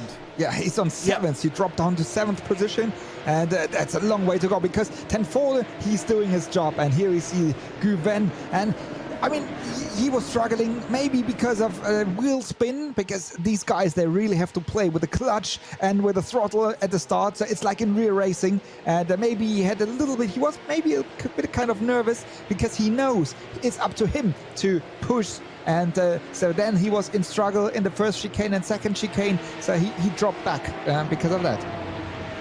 Guven is 6.18 seconds back from our leaders. There is side-by-side action going into the first chicane, and that is for second spot, Leon Köhler and Jackson Evans running side-by-side. Köhler drops to third again and sits behind. So where has Dylan Pereira's dropped from second to fourth? Dylan Pereira's had an issue as well. He's got damage to his car. I wonder whether he lost it all on his own, but he's got damage. The car will not be as fast now, and he will feel bad. He's run off wide. Ascari. Yeah, the same spot we saw Ten Voorde running wide, out exit of Ascari. You see it here in the replay. He took this sausage curb and then crashed into the wall. He made it to go back to the track, but he has a minor damage on the right-hand side. You can see right here on the front of his car. Always be careful of the sausage. They are dangerous things. Oh, and behind him, Lawrence Vanthal nearly spearing himself into the wall. Lawrence Vanthal could find himself on the podium here, such as his performance, and he's just slowly making progress. There is Guven in the front of the shot there, and so one place at least by Dylan Pereira having damage. That is at least one place that Guven should be able to get up from. Remember, it's not about the gap, it's about the points. But Guven needs to win this. He needs to win over Ten Voorde. Such was his mistake in the first race. And the gap is still the same, 5.6 seconds. He's actually taken half a second out of Larry Ten Voorde on this lap, but he's got cars to pass as well that won't be easy. Pereira drops the position to Lawrence Van Thor, and Van Thor now into fourth. Still battling for second though. Evans and Leon Köhler running side by side. Cars off. Where's that? It's before Parabolica, I guess. They've got one car going one direction, one car going another. I wonder whether that was blinking that caused that. I think it was blinking. You see, you could see the car in front, Yuka Hunkavori. He was blinking, and then everybody crashed. And that's what we were talking about in race number 1. You don't know where that car is, and then immediately you just crash, and you don't know why. That was a right mess, wasn't it? Rory Linden is continuing, but it doesn't look very happy, that car now. So we have lost a few people, sadly, already from this race. I think we've got Sven Muller, Pontus Fredriksson, Patrick Pile, Matteo Lorena, Max van Splutteren, David Fumanelli and Marius Nakin all in pit lane. So that's a shame, but it has been the way of this race. Ayhan Guven has got ahead of Dylan Pereira. So Pereira really is a wounded goose for this race, which is a great shame for Pereira. A race winner in the first race that we had at Spa, but he is going to... I don't think he'll lose his third in the championship here, as long as he doesn't drop too many positions. He'll be battling with Joey Mawson and Jackson Evans, and those two are fiercely fighting each other for second right now. But Guven now, I'm keeping an eye on Guven's gap to Larry Ten Voorde on each lap. It has not changed on this one, 5.5 seconds. And of course, presumably, Larry Ten Voorde will also be able to check on that gap as well. He'll be able to see where Guven is in his relative lap times. Why has Van Thor gone into the pits? What's he doing? Oh, that's a shame. Lawrence Van Thor was in a really good position. Let's see what happens to that pit stop, because he hasn't had any issues on track, but there's nothing on the timing screens either. That's very odd. Yeah, I couldn't see anything as well, because he was running good. He was running in fourth spot, and then. Did he get a jump start? I'm going to watch him. He's now moving again, so looks as though that was a stop-go penalty for Lawrence Van Thor. And that is a great shame. He's coming back out of the pits now, but at the tail of the field. And it was going so well for Van Thor. He's really made so much progress, and to get himself a podium in the Super Cup in the last round would have been a really good way to cement that progress. But sadly, he's going to have to fight another day, perhaps in the IMSA series in the next few weeks, to try and get himself a good position. Perhaps he'll turn his attention to the Le Mans 24 Hours that Porsche have entered 4 cars into virtually happening on the weekend that it should have been happening in June. Don't worry, though, Le Mans 24 Hours is scheduled to happen on the 20th and 19th of September for real. And I'm pretty sure it will happen, but the virtual one will happen in the actual proper traditional date. Leon Köhler and Jackson Evans fighting over P2.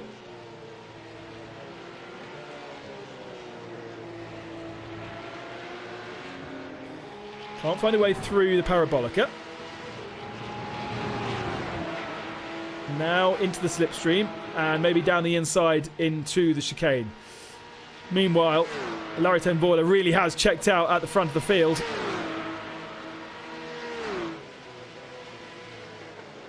And again, looks to the inside line and can't find a way through this time. But this is going to be the entertainment, isn't it, for the rest of this race? Actually, Lawrence Van Thor has now quit out of the race, so unfortunate that that has happened to him. Yeah, so he just went off. But here we see the fight between Jackson Evans and Leon Köhler for a second spot. And Köhler goes to the inside and tries to overtake, and he made it against Jackson Evans. So Köhler now in second spot, trying to get Ten Voorde, but I think that will be a difficult one. And but to remind everybody, Guven, who's behind these two, he has to be in front of Tenforde. We see there at the edge of the screen. And so that's a hard job for him. Back into the slipstream. Not really a place to overtake into Ascari. I'll have to wait for the Parabolica for his next opportunity. Just shows how tricky this platform is to get the best out of. And Ayhan Guven, his lap time, a best lap last time through of a 50.25, fastest lap of the race. And now onto the tail of these guys. And Jackson Evans, New Zealander, junior driver for Porsche. The timing screen says Jackson Evans is in 3rd position. And it's Leon Köhler in 2nd. Yes. That is correct, yeah. And here now is Guven. Needs to be careful because he'll know that those two guys are fighting ahead. And I'm not quite sure he's going to be quite close enough. He gets another fastest lap, nearly as fast as qualifying. Such was that little slipstream he got. And down the inside, Evans goes. Side by side they run. And all of this, Guven is going to say thank you very much. Thinks about going 3 wide. Not a good idea. Instead, cuts back, goes into the slipstream of Jackson Evans, who's now up to P2, and goes to side by side with Leon Köhler. Köhler's going to have the inside line, but decides to slot in behind Ayhan Guven, and Guven now to the inside of Jackson Evans. They're both very, very kind. In fact, that's compromised Evans hugely. And now let's Leon Köhler back around the outside of him. So such was politeness for the Turkish driver that he actually compromised and lost a position himself. Yeah, so I mean now it's the hunt of Ayhan Guven to get Larry Tenforde. We saw him in race number 1. He was the fastest guy in race number 1, Guven, but he couldn't manage to convert it into a victory. But now he has fresh air in front of him, and these guys here, Köhler, we see here, and Evans behind him, they will fight still. And we can see just a little bit at the edge of the screen, there was Tenforde going into Parabolica now, and there's a long way to go for this guy here, Ayhan Guven. Yeah, 5.4 seconds is the gap between Tenforde and Guven. Guven took half a second out of Tenforde that last time through. Let's see what the lap time is this time. It's not going to be the fastest lap of the race, surely, when he's had to make those 2 passes. And in fact, he loses time, nearly 5-6 tenths of a second to Tenforde on this last lap. We look further back. Simona de Silvestro up to 6th position. She's done fantastically well over the last couple of weeks in this platform to get herself onto the pace. The commitment that these pro drivers are putting in to the virtual world is absolutely spellbinding. We're talking 6, 7, 8 hours a day getting themselves a good feeling and understanding how the platforms work to get the best performance, because there are the likes of Guven and Tenforde out there who have been doing this since they were in nappies, and the rest of them have never really shown huge interest in the virtual world. If they were, it's being forced upon them by engineers to get into a simulator, and now all of a sudden the whole world of motorsport is interested in virtual racing, and it's fantastic to see. But it does mean that some of these guys have got a huge amount of catching up to do. Someone like Richard Lietz, for instance, and it's nice to see that now someone like Simona can get a full race in without any mistakes and get lapped closer to the guys who are the aliens of our competition. Yeah, so but these guys do well when you see how they progress from race number 1 until now. It's a huge progress. The whole field did. I mean, I can remember a little bit of crashes, let's say, in the first 2 races we saw, but now it's really nice fights, really close fights, and that's what we want to see, and that's also a big progress, as I say, from all of the drivers. Mark Sinny and Jesse Van Kuijken. Van Kuijken has obviously been in the wars, damage to the front right of that car, and really Jesse should be really up there. And I'm a bit sad that the team game that Jesse was so willing to play in qualifying completely compromised the races. Out in lap 1 with a massive collision, and then again here in race 2 with damage. Fighting with Mark Sinney. That Team Australia car looks a little bit more straight, and part of that Pro-Am battle. Who would be leading the Pro-Ams? I think he would be leading the Pro-Ams. No sign of his teammate. In fact, I don't know whether Stephen Grove even entered this race. No, I don't think he did. So Sinney is running the best of our Pro-Ams, down in 16th spot. Guven versus Larry Tenvola last time through, matched lap times. So I think this may well be it in terms of the championship. Still got 10 minutes to go. Still possibilities to make mistakes. Larry Tenvola just needs to make sure he's settled into a rhythm. He's got control of his nerves, and he is able to just keep pace, match what Ayçhan Guven is doing behind him. On board with Jackson Evans, now in 4th position, so off the podium. Jackson, I think, did actually get... No one didn't get a podium, but got a 4th position in our opening race. So it was right up there, but in the second race had issues. And the same thing in Spa. Good first race, difficult second race. So to get 2 solid point scores in for this one would be a great effort from the New Zealander, who's obviously racing very, very early morning for him over in New Zealand, if indeed he is even racing from there. Yeah, I mean, that's we were talking about it all the season long, that it's fascinating how they do it. I mean, they wake up in the morning or stay awake until in the middle of the night, just to race here. So you see how really they're willing to do it, and I think that's showing the professionalism of this series and of the drivers as well. Joey Mawson, 4th position in the championship coming into this weekend, and gained a position on Richard Lietz there. Now next target is Simona Di Silvestro, just ahead. And actually, Joey is in a bit of a fight with Jackson Evans coming into this weekend for 4th position in this championship. So Joey does need a decent result here to be able to be in the championship fight. At the moment, Mark Sinney is the Pro-Am champion, which makes sense as he's the leading Pro-Am driver.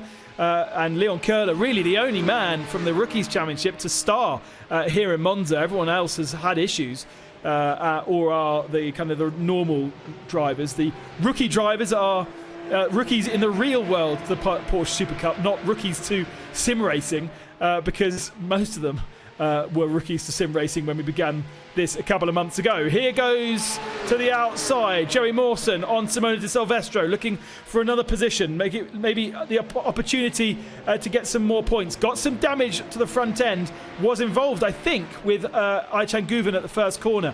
One of the reasons why Guven was delayed and couldn't get away through Simona there, but down the main straight, perhaps he'll have a go at the braking zone into turn 1, although actually he might have to do a bit of defending here as well from Richard Lietz, who's also there.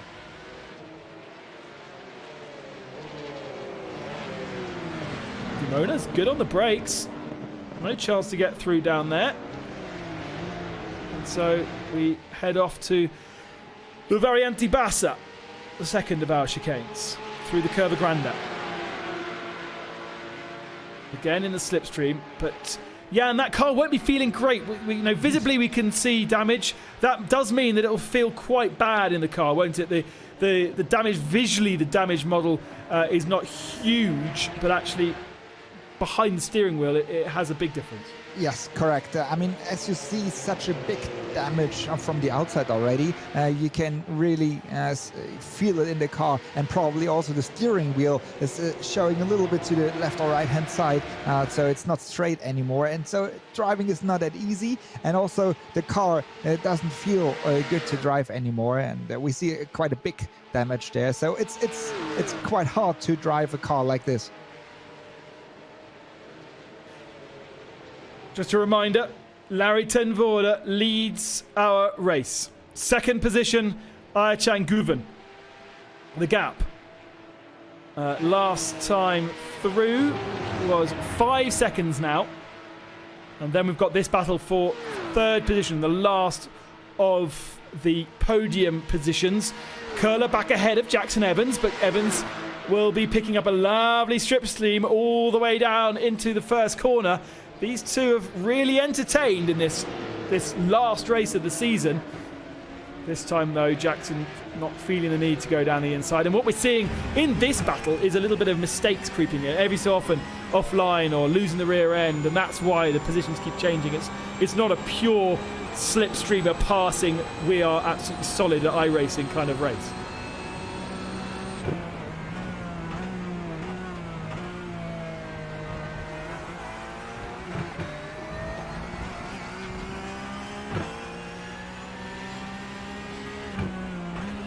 As you can see, Jackson Evans losing a bit through that second chicane.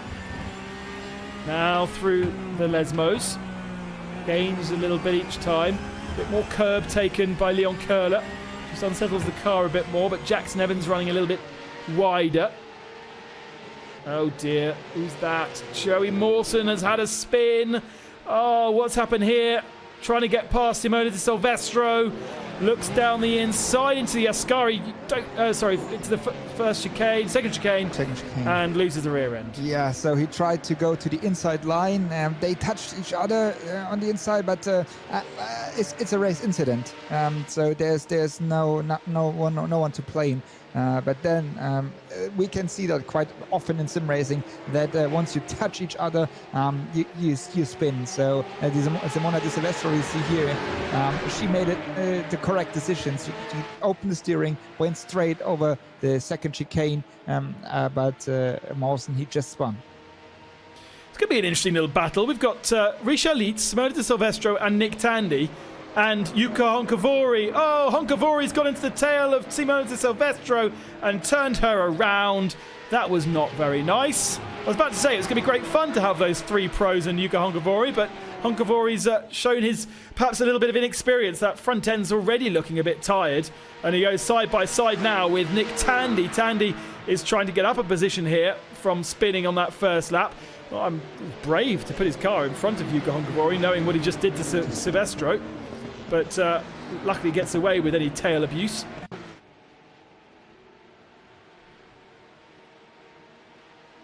And then this is a replay of down the inside.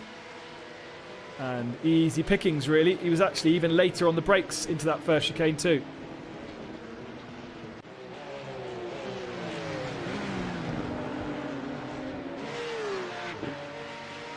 Back to the battle for third position. Jackson Evans right in the slipstream this time of Leon Curler. Coming up to Ascari chicane, so not really the place to be doing the overtaking.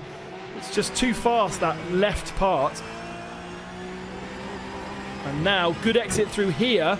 And look how he draws up onto the tail of the bumper of the Carrera Cup car of Leon Curler, the best of the rookies. Interesting, comes off the throttle, Jan. So he backed off. Because there's no need to stick your nose into the inside, because it makes no sense when you're too far ahead, too far behind. And now he's just waiting for this situation to have a better exit out of Parabolica and tries to overtake Köhler here on the start and finish. Side by side again for the final podium spot. Rookie honours are with Leon Köhler already. But maybe there's also the opportunity for Jackson Evans to be fourth in this championship. Dylan Pereira will pick up third just in the background there in the pink car. Despite the very poor run he's had here because of contact and damage. But he should have enough points to stay in third. Köhler could be fourth in this championship. Jackson Evans could be fourth in this championship as well. And that is why this is a very important battle. Joey Mawson was fourth coming into the weekend, but Mawson is nearly outside the points actually. Such has been the damage to his car. And behind Yuka Honkavori and Nick Tandy right now. Engelhardt. There is Christian Engelhardt. Oh dear, what's happened to him? First chicane. The ZF car. And over the curbs and probably a little bit wide. Yeah, so he went a little bit wide on the exit, and then he just spun out. So easy to do. When you break traction on this particular platform, it does disappear remarkably quickly. As you were talking about a little bit earlier, a little bit of contact has huge consequences on iRacing, and it's the same with a slide. It's very, very hard unless you're doing oval racing or dirt racing in cars which are designed to slide. If you're trying to drive a Carrera Cup car, for instance, and trying to slide it, it just breaks away all the time. Correct. Yeah. So it's hard to drive, even though you don't get feedback from the car. But here again, the fight into last lap from Köhler with the black and white car against Jackson Evans in the black and blue car. So they're still fighting going into last lap of the season. Yeah, and they've still got a couple more overtaking opportunities to sort this little duke out. Larry ten Voorde is your leader. He's still just under half a second ahead of Ayhancan Guven, but this, we don't know who's going to be third because it's been so up and down throughout this race. Leon Köhler takes a very tight line into the first chicane, exiting much better Jackson Evans, who gets on the flashers, but there was no space. He had the great exit, Jan, but there was no space to go down the inside. No, there's no chance to go there. But now, if he gets a good exit here, maybe he can try into Variante Ascari. So he has slipstream. He's really close to the tail of Köhler. So Evans tries, and he's now on the outside. There's on a normal way, no chance to overtake. Still side by side. We may actually miss the pass here because we'll be watching our leader going over the line just as these guys come into the Parabolica. But Leon Köhler has held on. He's going to be a man to watch as the rookie championship. Jackson Evans, the Porsche Junior for this year. But here is the man who is going to win the virtual edition of the Porsche Mobil 1 Super Cup for 2020. The first edition due to unprecedented circumstances, but Larry ten Voorde has done it. He has won the virtual edition of the Super Cup. Second and pushed all the way by Ayhancan Guven, and third has gone the way of Leon Köhler ahead of Jackson Evans after a race-long battle. Richard Lietz runs in 7th position, defending from Jukka Honkavuori. This is the next big battle. Nick Tandy's managed to get past all of those as well, up into 6th position by the end. Behind Dylan Pereira, Lietz beats Honkavuori, beats Mawson, and Mawson therefore won't get his 4th in the championship. Simone Di Silvestro will come across the line in 10th spot. And all the way through the field, all the battles still happening. Into the Parabolica. This is Jesse Van Kuijken. Did such an important job in qualifying, providing a slipstream to Larry ten Voorde, compromised his whole day, and comes over the line and does pick up a couple of points at the end, but really compromised all the way through. What entertainment! This is the battle for 15th, and still they go side by side. Love and Nacken, no love lost there between the two of them, and Love does beat Nacken even though the car looks knackered. That was, I'm getting a groan from my producer. That was awful, wasn't it? That's the kind of thing. That's the kind of magic you get from Martin Haven, to be honest. I learned it from him and David Addison. Over the line, the last of our runners. And it is Clément Mathieu who finishes down in 17th position. Plenty of retirements once again. Fabian Wohlwend, Lorena, Jaap van Lagen disconnected. We didn't speak about Jaap, one of the best real-world races. But here is provisionally the results from our final race here in Monza. Larry ten Voorde beating Ayhancan Guven by 4 seconds in the end. Guven managing to find 2 seconds across the race.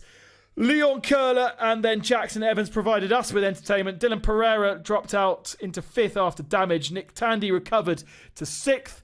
Richard Lietz, Jukka Honkavuori, Jerry Mawson only 9th. He'll be disappointed with that. Simone Di Silvestro inside the top 10. Jaden Conright, Christian Engelhardt, I think that may be his first finish. And then Jesse Van Koyke 13th, Jordan Love 14th, Marius Nacken picking up the final point. Mark Sidney will win the Pro-Am Championship for 16th, Clement Mathieu 17th, last of the runners. Fabian Vulvend in 18th, Lorena. Jaap van Lagen disconnected 2 laps before the end. Then Simonhauser, Andelaer, actually I think he dropped out for an internet issue. Lawrence Van Thor got a drive-through penalty and dropped out. Lindlau, then Fuminelli, Splunter and Fredriksson, Muller and Patrick Pile, I don't think even took the start. What a shame. What a last Monza. 2 races, isn't it? Such entertainment, Jan. And what we would expect from a real world Porsche Mobil 1 Super Cup race. But add in the virtual mix, some new names up at the front of the field that we won't are used to, some pros that maybe struggled a little bit further down the order, and some stories to tell when they do reconvene in July. Here is the replay of the start of race 1. Look at how aggressive Guven went. Did Guven approach this weekend correctly, Jan Seifert? Or was he perhaps a little bit too aggressive, considering he had the advantage coming into the weekend? Yeah, I mean, I think, as you say, he's always, when it comes to big pressure, and that's, as a leader in the championship, you have the pressure on you. He is doing mistakes, and we see that here. First, in race 1, with a start already here, you can see he was closing the gap, but a better start from Tenfjord, and he was pushing there, and you can see the aggressive driving style of Guven. Yeah, I mean, it was in his hands, and he lost it all.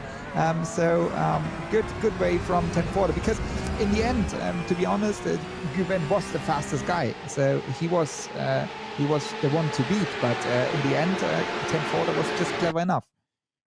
Credit to Larry Tenfjord there for not binning Guven into the wall, because he had a proper swapper on the grass, on the straight, accelerating, and he still managed to keep the car out of the tail of Guven, and both of them could have been easily in the wall. Yeah, correct. That was he was very, very lucky. Guven then at the end of that second race had an issue. He also had a horrible start in race 2.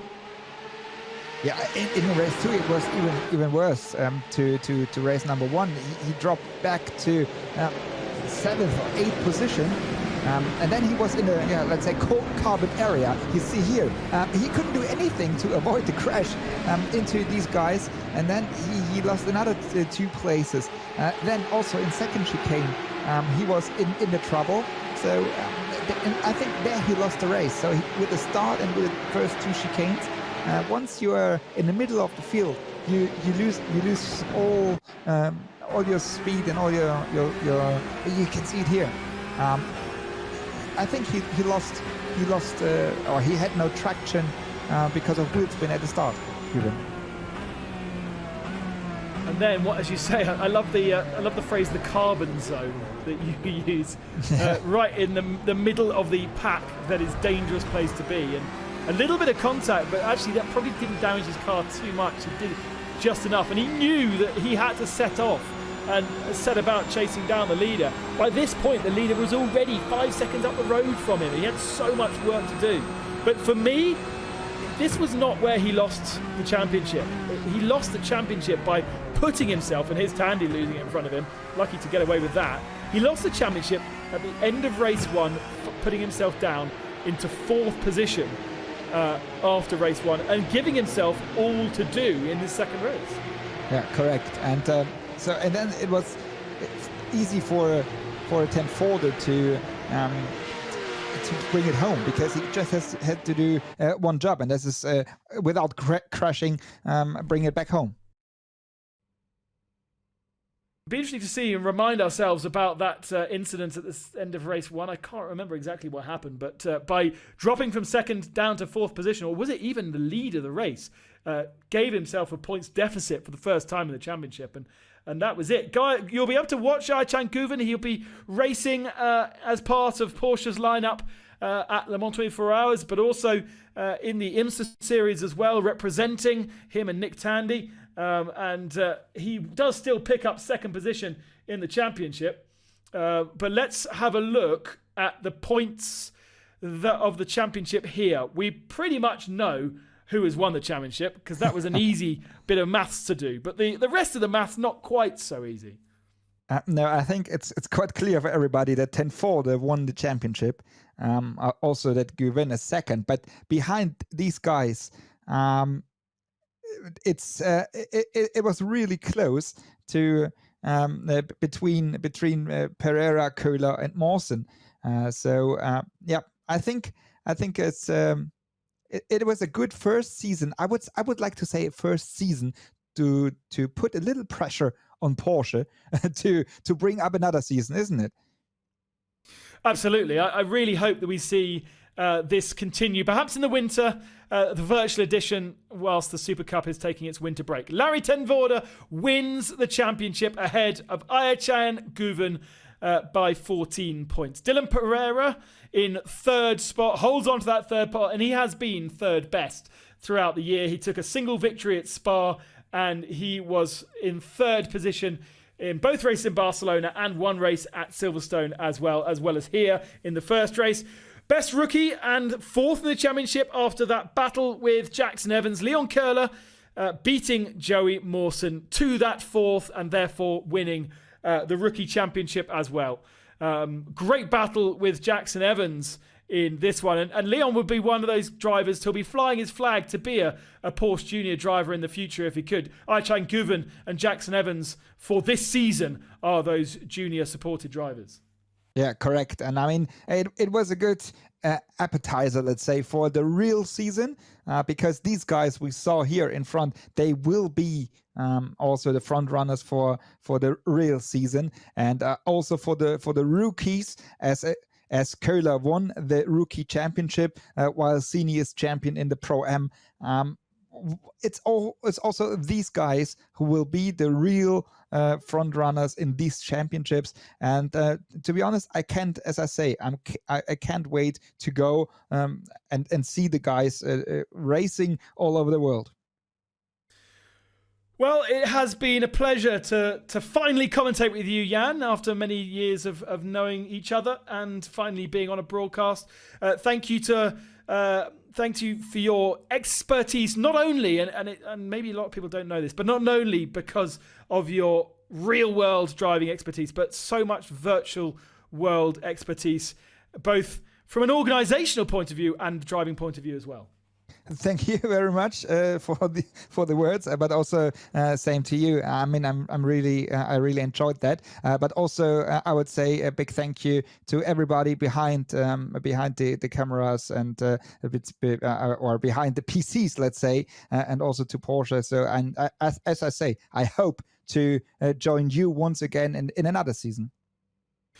Make sure that you tune in next week. This time next week will be the third round of the Porsche Tag Heuer Super Cup, the esports version of what you have watched today with the best of the esports drivers in the world, including Max Verstappen. That will be this time next week with our producer today, Paul Smith, thank you very much, and Martin Haven. But from me, Ben Constanduris, and Jan Seifert, I hope you have enjoyed what we have brought you the last 4 weeks with these real-world drivers in the virtual world. Ayhancan Guven has missed out on the championship.